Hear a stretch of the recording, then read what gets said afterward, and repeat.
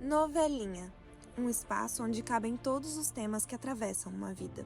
Afinal, ela é feita de vários capítulos.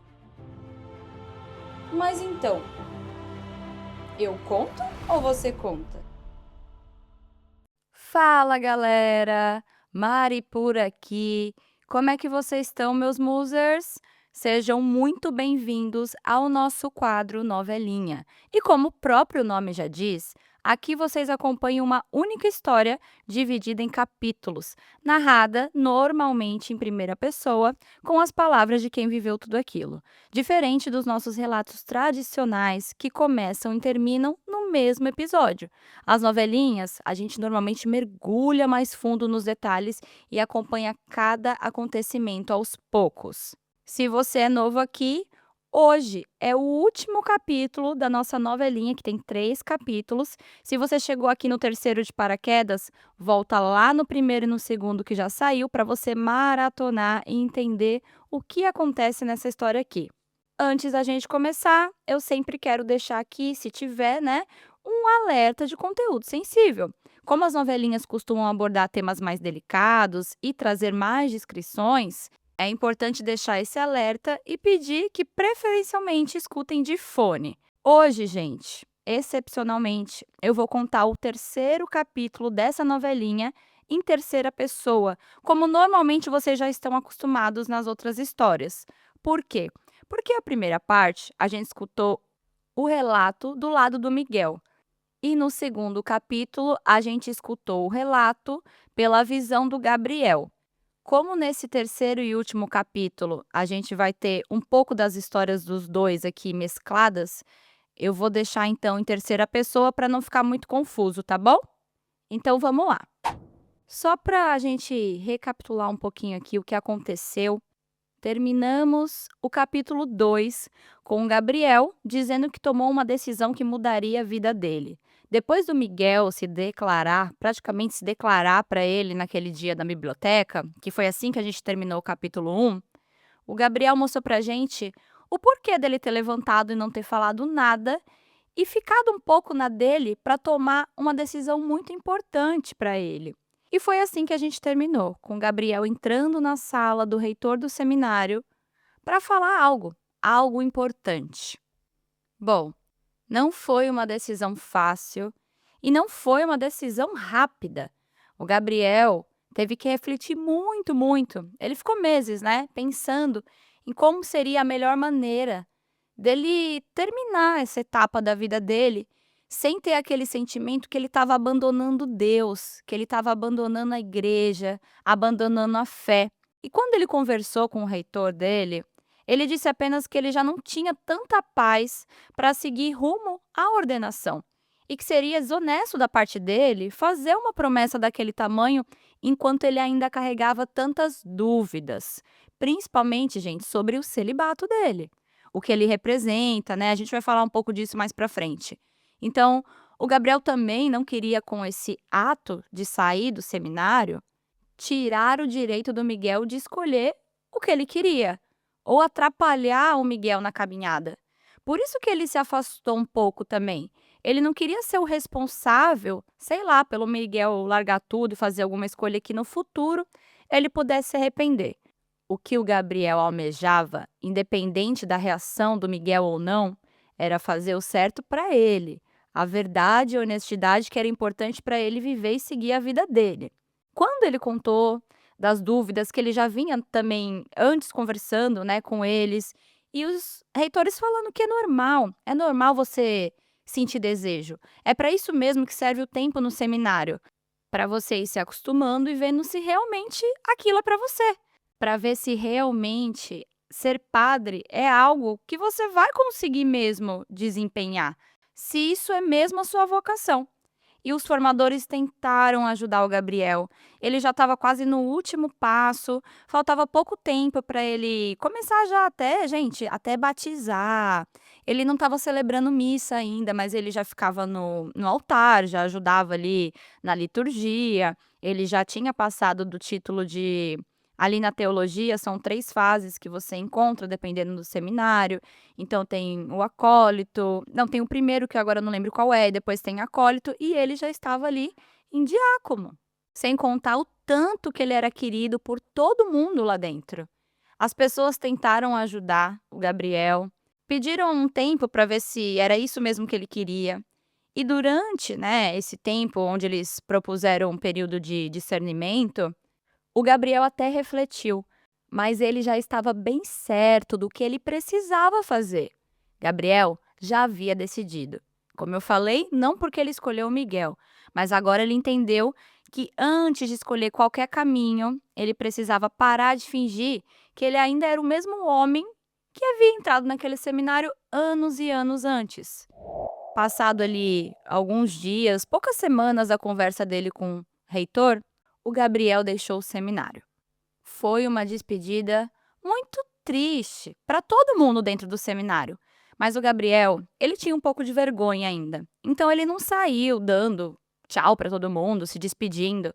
Ele literalmente, gente, fez uma mala e foi embora sem se despedir de ninguém.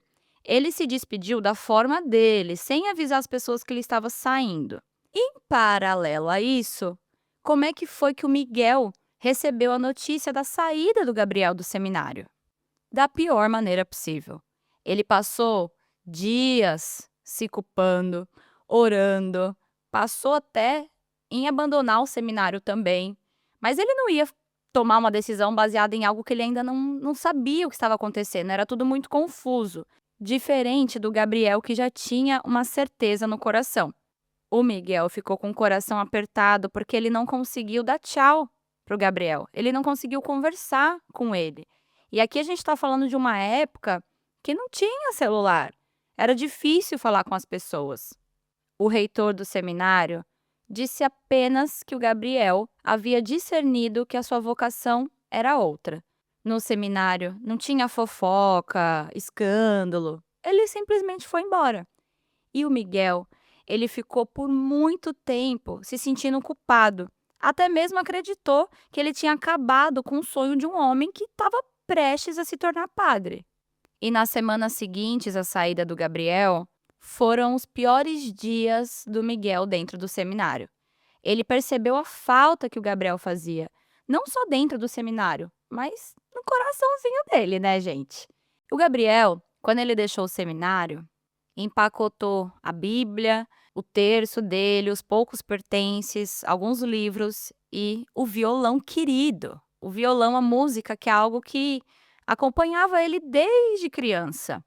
Ele lembra do momento em que ele olhou para trás, olhando para o seminário, olhando as janelas, procurando ali qual que era o quarto do Miguel. Mas a despedida foi silenciosa. Gabriel voltou para a casa da sua mãe. E voltar para a casa da mãe também é recomeço. A única rotina que ele tinha na casa dele quando o pai estava vivo era caos. Era caos, era agressivo, mas agora já não tinha mais o pai dele. E ele se sentia aliviado de ter a opção de voltar para casa e morar só com a mãe dele.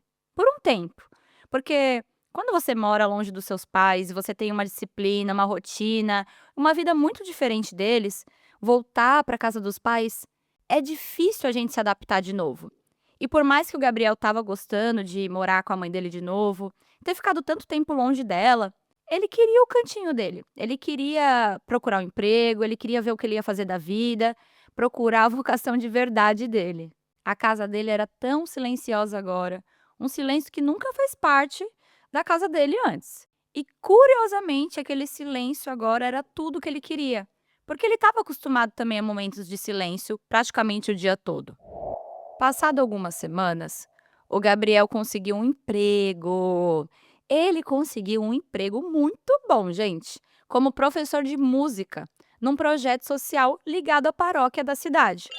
Ele morava numa cidade bem longe do seminário, como eu contei para vocês no capítulo 2.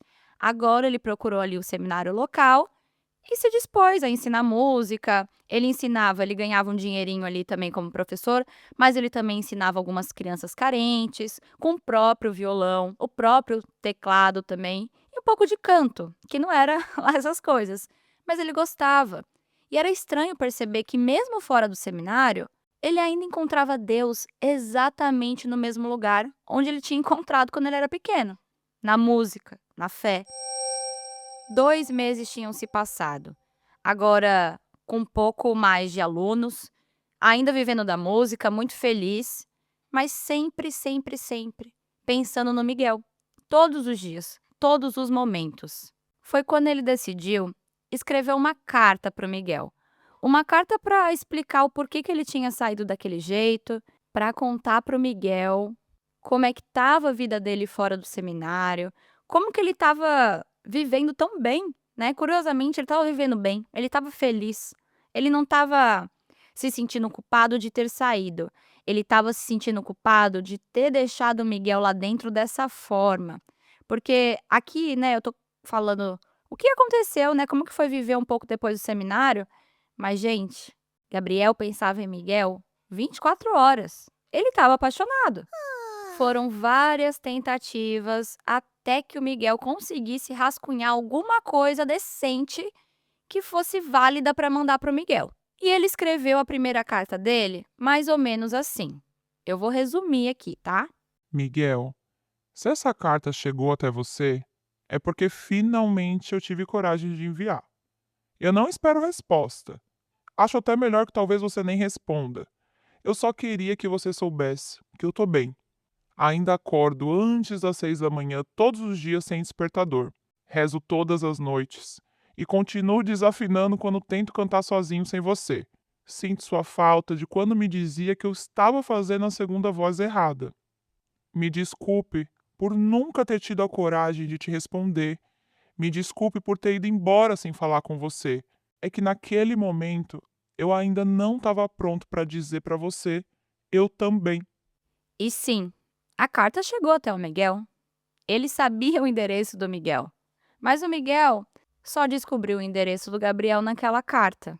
Ele guardou a carta dentro da Bíblia, bem escondidinha, mas passava dia e noite lendo. E nem preciso dizer, né? Cada carta, porque foram várias cartas que o Gabriel enviou para ele, gente. E cada carta que chegava fazia o Miguel se sentir mais vivo do que nunca. Só que ao mesmo tempo, ele se culpava. Era uma culpa por estar sentindo aquilo e por talvez perceber aos poucos que ser padre era o que ele queria. Essa era a vocação que ele sentia. Mas dentro das regras impostas pela Igreja Católica, se ele decidisse ter alguém ou quebrar o celibato, era um pecado muito maior do que simplesmente desistir e viver uma outra vida. Mas viver uma outra vida para o Miguel assustava tanto. A igreja, a fé, era tudo que ele conhecia. Tudo. Ele acreditava piamente sobre a vocação dele, que era ser padre. Quando Miguel voltou a guardar a carta, o Gabriel continuou escrevendo mais algumas cartas. Miguel, eu tô ensinando a minha mãe a tocar teclado. Às vezes fico com ela na cozinha, só escutando. Eu acho que na verdade nós dois estamos reaprendendo a viver a vida. Às vezes eram cartas longas, às vezes eram cartas mais curtas, às vezes tinha bastante informação, às vezes tinha mais amor, mais paixão, e às vezes tinha apenas coisas como a rotina dele. O Gabriel escrevia a carta para o Miguel porque era um jeito dele matar a saudade, dele se sentir conectado com o Miguel. E não era um jeito de fazer que o Miguel desistisse de tudo. O Miguel não respondia as cartas.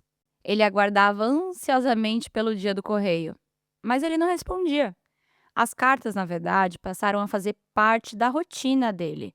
Sempre chegavam assim no fim da tarde ou no final de semana, e ele guardava para ler depois da oração noturna, que aí ele tinha privacidade no quarto dele. Algumas cartas já estavam até amassadinhas, assim, cheia de marcas, saindo um pouco da caneta, de tanto que ele lia, que ele pegava na mão, que ele guardava. E o medo de alguém achar aquelas cartas. Ele morria de medo, gente. Quase 6 meses depois, Miguel finalmente criou coragem para responder e enviou uma carta para o Gabriel. Gabriel, desculpa por não ter respondido as suas outras cartas. Eu demorei porque eu tinha medo de responder e talvez admitir coisas que eu ainda não consigo explicar. Por aqui no seminário continua tudo igual, mas eu não. Eu ainda sento no mesmo lugar da capela e eu acordo sábado de manhã para tocar o violão. Mas agora eu sempre olho para o banco vazio do lado. Você faz muita falta aqui. Essa era a primeira carta do Miguel. Era a primeira resposta depois de meses. E aquilo acendeu algo no Gabriel. A partir desse dia, os dois começaram a trocar cartas com mais frequência. E não era só unilateral. O Gabriel contava para o Miguel das crianças que ele estava ensinando violão, teclado, sobre a mãe dele, sobre como era viver na casa sem o pai agora. E nas cartas, gente, o Gabriel finalmente teve a coragem de contar para o Miguel sobre o pai agressivo, sobre a vida que ele teve muito conturbada dentro de casa, sobre a mãe, a fragilidade da mãe e da vergonha que ele tinha de expor todos esses pensamentos e história de vida, sabendo que o Miguel sempre falava tão bem do pai, da família, da mãe. Era bonito de ver. E ele explicou ali na carta que o motivo dele nunca ter dividido tanto da vida era por vergonha. Em resposta, o Miguel escrevia sobre perdão, sobre os estudos, sobre as missões da igreja e sobre o vazio que ele sentia cada vez que ele imaginava o futuro dele. Hoje eu recebi um ministério de acólito, de um seminarista mais novo. Tava todo mundo feliz por mim. E eu também. Só que pela primeira vez, eu me pego perguntando todo dia: como é que vai ser o dia em que eu for ordenado padre? Porque quando eu penso nisso agora, eu não sinto tanta certeza e uma coisa tão forte como eu já senti anos atrás. As respostas das cartas começaram a ficar cada vez mais sinceras, mais emocionais, e meses foram passando de trocas de cartas. Gabriel dizia: Às vezes eu me sinto culpado por ter ido embora desse jeito que eu fui. Mas outras vezes eu sinto culpa por perceber que essa foi a única decisão verdadeira da minha vida. E também a mais difícil. a carta mais corajosa que o Miguel escreveu diz assim: Gabriel, eu passei muito tempo achando que você tinha desistido por minha causa. Mas hoje eu estou desconfiando de que você teve apenas coragem antes de mim. E quando Gabriel recebeu isso, ele se assustou. Era um fio de esperança que o Miguel talvez tomasse o mesmo rumo que ele tomou. Mas durante meses e meses, quase um ano de troca de cartas, o Miguel sempre dizia dessa culpa, falava sobre mudar as coisas na vida dele, mas não dizia exatamente sobre sair do seminário. Então, esse pedaço que eu li para vocês, né, que é um trecho da carta, foi o fio de esperança que o Gabriel teve. E nessa mesma época, o Gabriel estava indo muito bem como professor. E ele recebeu um convite para coordenar um projeto de música numa cidade do interior. Numa outra cidade do interior, porque ele também morava numa cidade do interior.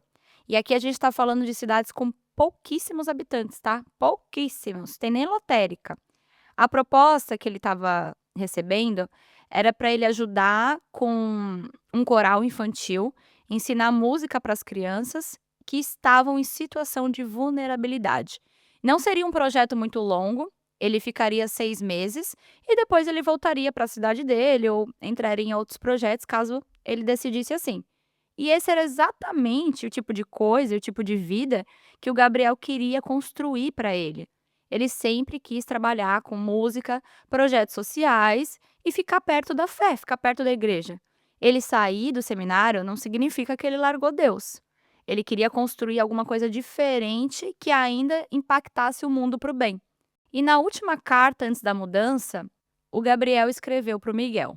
Miguel, eu recebi um convite incrível. Trabalhar numa cidade menor, a quase 6 horas daqui. Eu acho que eu vou aceitar. Eu sempre imaginei que minha vida seria dedicada a servir pessoas. Você sabe. Mas eu só descobri tarde demais que existem muitas formas de eu fazer isso. Eu vou sentir saudade de escrever para você nesses meses, mas prometo continuar mandando notícias depois. Quem sabe um dia você não apareça por lá para conhecer o coral? Sempre tem espaço para mais um. Um mês se passou. E chegou então a última carta do Miguel, antes do Gabriel viajar. Li sua carta 3 vezes antes de escrever essa resposta. Você merece saber que eu também conversei com o reitor. Eu fui completamente honesto, falei da minha confusão mental, disse que já não sabia sobre a minha permanência, se era vocação ou se era medo, e eu pedi um tempo.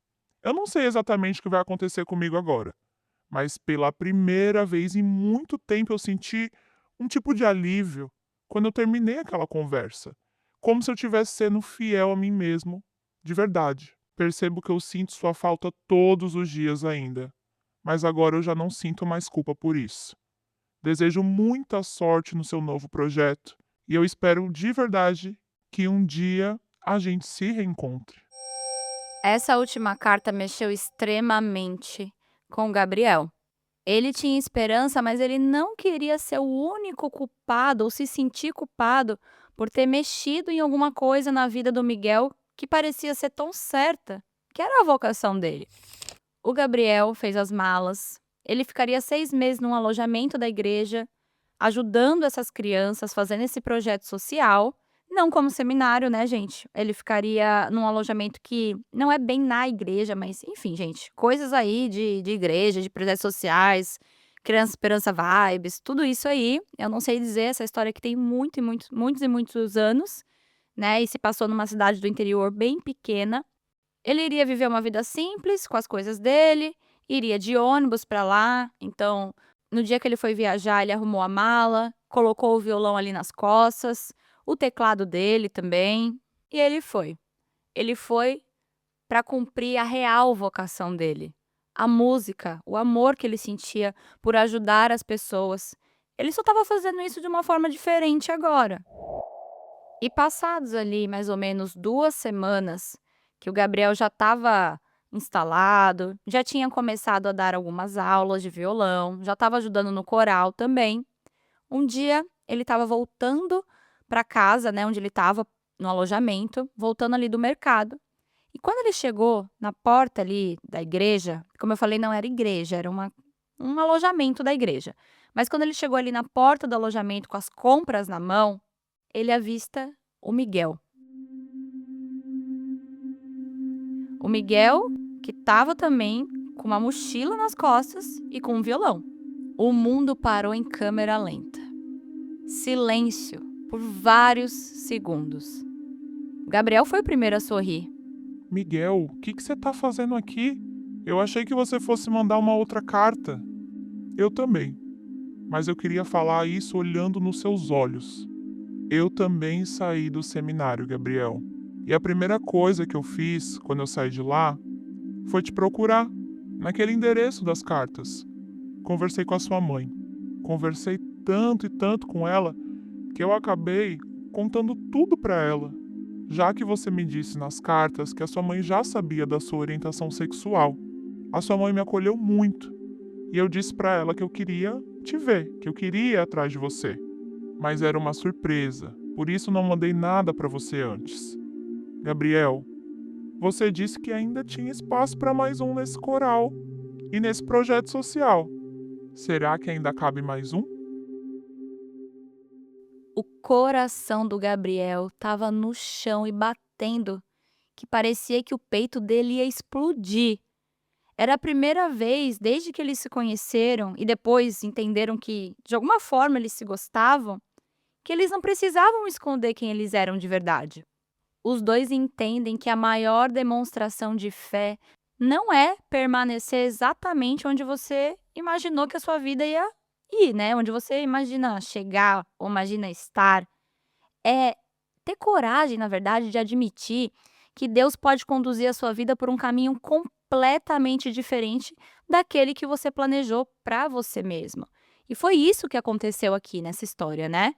Os dois se abraçaram e foi um momento muito lindo. Não, gente, não teve beijo na boca. Isso aqui não é não é uma história que os dois se encontram e se abraçam e saem rolando no chão, porque a gente está falando aqui de 2 pessoas que iam ser padres. Vocês entendem? É um peso muito grande, independente de orientação sexual. E para o Miguel ainda era muito mais recente do que era para o Gabriel. E é claro que ele ia respeitar o tempo dele. Mas sim, tinha espaço para mais um. E o Miguel ajudou o Gabriel por mais ou menos 6 meses nesse projeto social, onde eles conviviam exatamente como antigamente. Cafés da manhã, meditações, orações, momentos de silêncio, música. Só que dessa vez também tinha outras coisas. Eles foram aos poucos explorando um contato físico, um olhar mais prolongado, mas isso demorou muito tempo, gente. Anos se passaram e os nossos musos estão juntos até hoje. Pê, pê, pê, pê. Esse é o final que eu quero pro meu Brasil, entendeu? Tô cansada de final triste. Pelo amor de Deus, um final feliz. Imagino que todo mundo aí tá bem curioso para saber o que aconteceu nesses anos todos em que eles ficaram juntos, né? Depois de largar o caminho ali para ser padre. E como a história é muito longa deles, né? Claro que eu vou resumir como é que estão nossos musos hoje. O Gabriel e o Miguel vivem juntos, são um casal assumido. Depois de alguns anos, o Miguel descobriu que ele gostaria de tentar uma carreira como psicólogo. Hoje em dia, ele trabalha com isso. Lembra que eu falei para vocês lá no primeiro capítulo como todo mundo chegava para conversar com ele? Ele já tinha esse dom, sabe, de falar bem, de ter um conhecimento, uma sabedoria. E ele usou isso ao favor dele. Ele trabalhou com projetos sociais. Depois que o Miguel terminou a faculdade, eles viajaram juntos para vários lugares onde o Gabriel ia ensinando música, violão, canto, e o Miguel podia trabalhar remotamente. Não estou nem falando ali de celular, nada disso, né? Porque é uma época muito para trás disso. Mas ele conseguia fazer ali a clientela dele e fazendo dessa forma. Era difícil no começo, porque psicologia é uma coisa que hoje em dia a gente fala mais, tá todo mundo aí na terapia, a gente sabe da importância de fazer terapia, mas antigamente era um pouco de um tabu. E o Miguel, com esse jeitinho dele, né, todo amoroso, todo assim, que conquista todo mundo, sempre arrumava ali os clientes para onde ele ia, seguindo o seu muso Gabriel. Hoje em dia eles estão aí numa idade mais avançada, trabalhando nas mesmas profissões, mas eles estão num lugar, não estão mais nômade como eles ficaram por muito tempo. Ambos ainda indo na missa, orando. A conexão com Deus e com a fé não diminuiu. E o que eu quero falar para vocês é que a Igreja Católica, ela não ensina que um padre não tem orientação sexual. Eu mesma não sabia disso. Mas ela reconhece que uma pessoa pode sentir atração, que é normal, é humano. E o compromisso do sacerdote não é deixar de sentir, né, de ser frio, mas é justamente ele escolher livremente viver o celibato.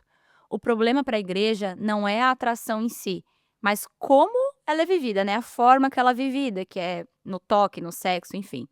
Há alguns debates sobre isso, mas a ideia central do celibato é essa. E normalmente quem está estudando para isso, né, para ser padre ou seminarista, ele não faz o voto de celibato, tá, gente?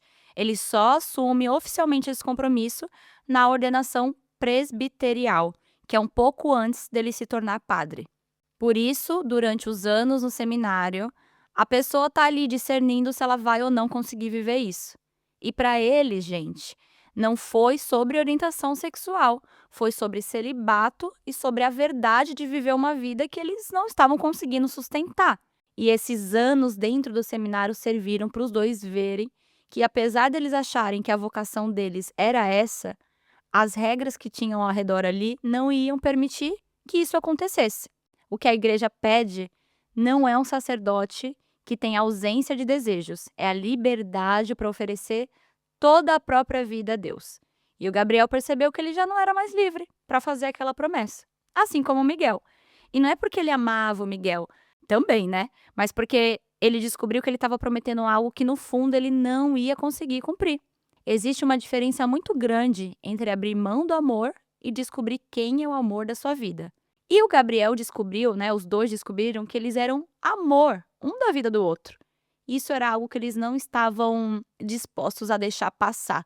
Nem todo mundo tem a sorte de encontrar um amor como esse.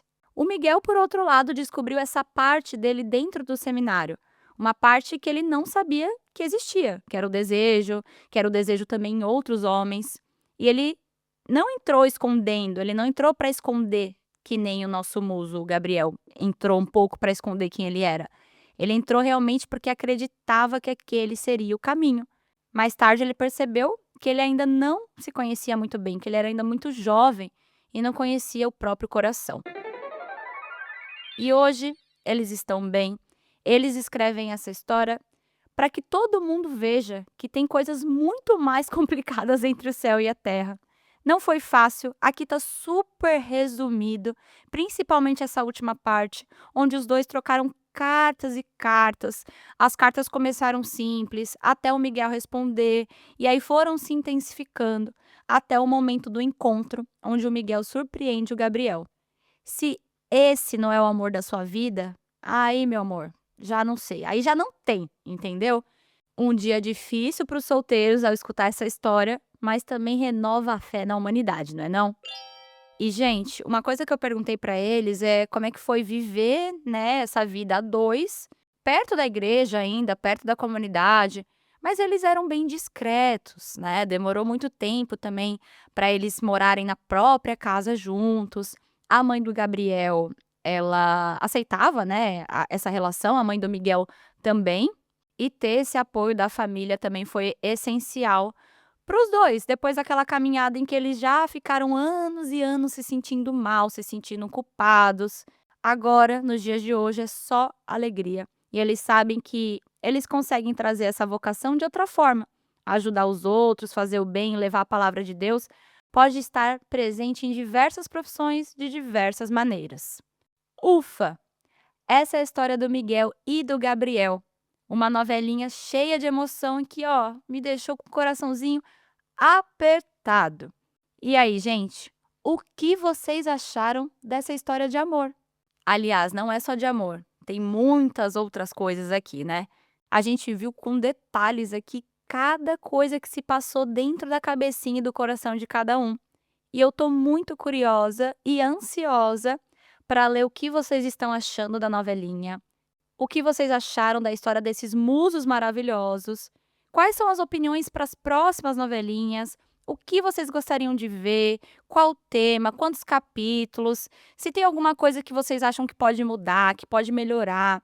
Essa é a nossa segunda novelinha aqui do Spotify. Se você já apoia esse podcast pelo Apoia-se, sabe que lá já tem 3 novelinhas, mas aqui essa é a segunda, que não tá lá no apoio. Se você quiser conferir as histórias do apoio, corre lá a gente tem histórias sem edição, sem anúncios e o link tá aqui na descrição desse episódio. E, gente, dá muito trabalho fazer novelinha, vocês não têm ideia. Eu tô fazendo o meu melhor para trazer um conteúdo que eu acredito demais. Não esqueçam de deixar a avaliação, de preferência com 5 estrelinhas. Essa é a maneira gratuita que vocês podem apoiar esse podcast. Segue a gente, ativa a notificação. Essa semana eu vou entregar 4 histórias. Para saber quando vai sair, só seguindo e ativando a notificação, tá bom? E vai deixando aí a sua interação para eu entender o que vocês estão achando de tudo isso. Quem quiser deixar um recado para o Miguel e para o Gabriel, eles vão estar no grupo de Telegram Lendo Tudo ou aqui embaixo nos comentários também. Um beijo, meus amores, e até já! Algumas histórias pedem mais de um capítulo. A sua pode ser a próxima. Toda novela é baseada na vida real. Envie sua história pra gente no e-mail. Escreve seu conto @gmail.com.